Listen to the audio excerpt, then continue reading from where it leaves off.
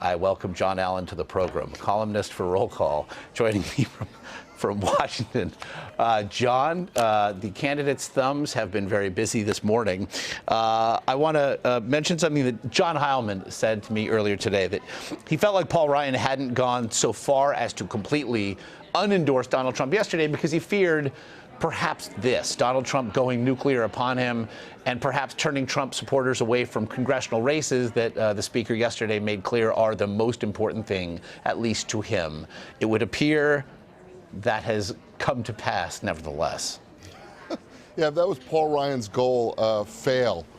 Epic fail on that part. I actually think that Paul Ryan didn't unendorse Trump because Paul Ryan wants to have a future in Republican politics and is worried about being crosswise with the Republican base that is still largely behind Donald Trump. Much like many of the members of the Republican conference are not going to abandon Donald Trump because, A, some of them actually like him and think he should be president of the United States, and others are aware that the vast majority of their constituents in heavily Republican districts are still behind Donald Trump. Is that it then kind of, it casts perhaps Paul Ryan at this point on one side of a spectrum that has, for instance, Ted Cruz on the other, somebody who jumped in late and has remained in even through the weekend, of course, the revelations that came about from that 2005 video. It would seem, if nothing else, though, we're talking about brazen political calculus at this point. Yeah, I mean, if Donald Trump chopped off Ted Cruz's arms, I don't think Ted Cruz would unendorse Donald Trump at this point. I mean, what thing could come out about Donald Trump that would be worse than what Donald Trump did to Ted Cruz's family? He repeated allegations of infidelity against Ted Cruz, tweeted out unflattering pictures of his wife, and basically said that his father was involved in the Kennedy assassination. And Ted Cruz made an endorsement. So I don't know what, what interstellar event could happen to push Ted Cruz over the edge and be like, well, now that's the thing. I saw a reference, in fact, on Twitter just moments ago that perhaps the GOP is facing an extinction-level event at this point. It's also interesting, just the litany of things that Donald Trump directed at Ted Cruz specifically. It's interesting, and one of the tweets I want to ask you about specifically this morning from the candidate, that the shackles have now been taken off of him. What do you make of that statement and what it suggests about the next 28 days? I mean, I don't know what shackles Donald Trump is talking about. This is the most unplugged, unleashed candidate in the history of American politics, and so much so that, like, it's hard to think of people other than, say Gary Busey, who are more untethered to reality than Donald Trump. So, I don't know what he means by, being unshackled. I'm at a loss for what he could say that would help him, that would be less disciplined than the things he's been saying. The Gary Busey comparison is, we're going to have to unpack that at a later date. We heard as well Donald Trump continue to acutely attack the personal history of the Clintons yesterday with the sharpness that even seemed to go further than what we saw over the weekend. He called the former president at one point a predator. He said Hillary Clinton, of course, viciously attacked the women whom her husband had allegedly abused. Is Donald Trump, if nothing else, it would appear that he is now a candidate with nothing to lose. What concern for Hillary Clinton?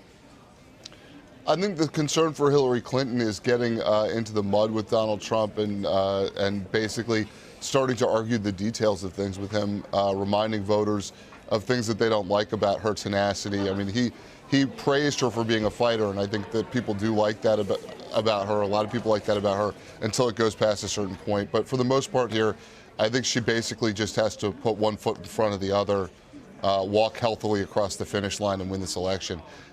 Donald Trump is quickly immolating, and the Republican Party is involved in an argument right now about the Republican Party and the future of the Republican Party, instead of a month before an election or less than a month before an election, being involved in an argument about the future of the country and the future of the American people. Yeah, that is a horrible place to be in. It's a remarkable thing. If you just look at Donald Trump's tweets today, they are all directed at Republicans, lauding Democrats in so doing.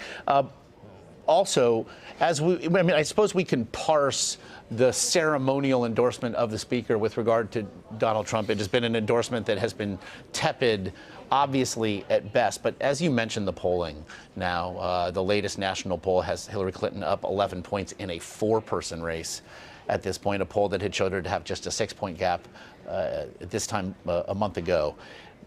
All the numbers seem to suggest perhaps that victory to which you just referred is the real politic here, though, with regard to Paul Ryan, what he said yesterday, that we need to guard the congressional majorities from a Hillary Clinton presidency. I mean, you didn't have to read between lines yesterday. Paul Ryan just said it. Is it your sense that the GOP leadership believes that as well?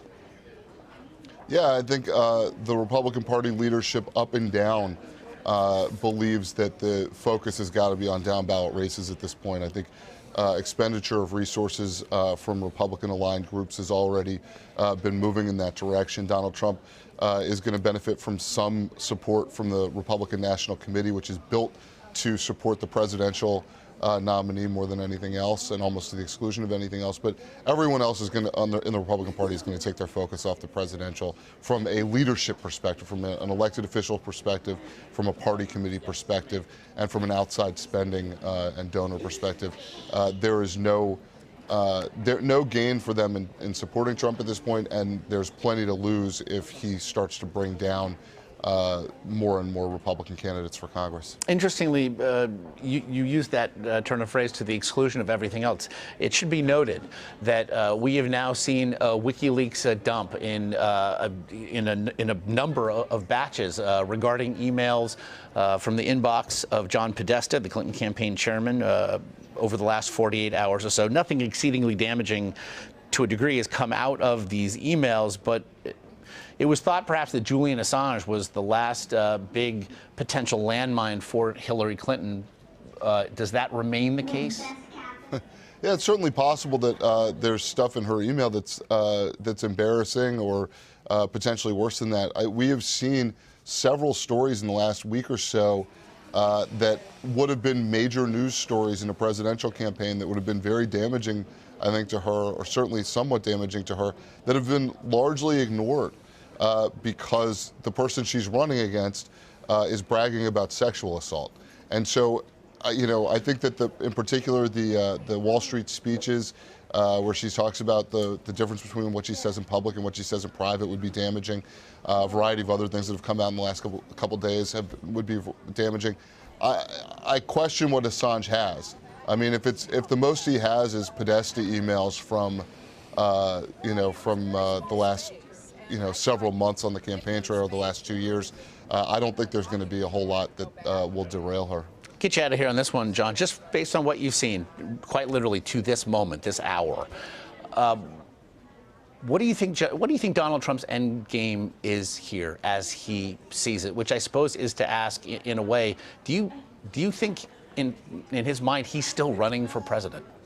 I do think in his mind he's still running for president, but I think the one thing that he has been unwilling to do is get crosswise with his base for very long. I think that there are multiple goals of Donald Trump, one of which is to build and maintain a brand, to be viable as a brand, and as a result, when you see him start to fall, he quickly leaps for the base. He quickly leaps for the people who are the biggest Trump supporters already to make sure that they are reassured. I think we saw that in the debate the other night, as opposed to making an effort to reach out and expand the tent for him, which is what you would normally do in politics.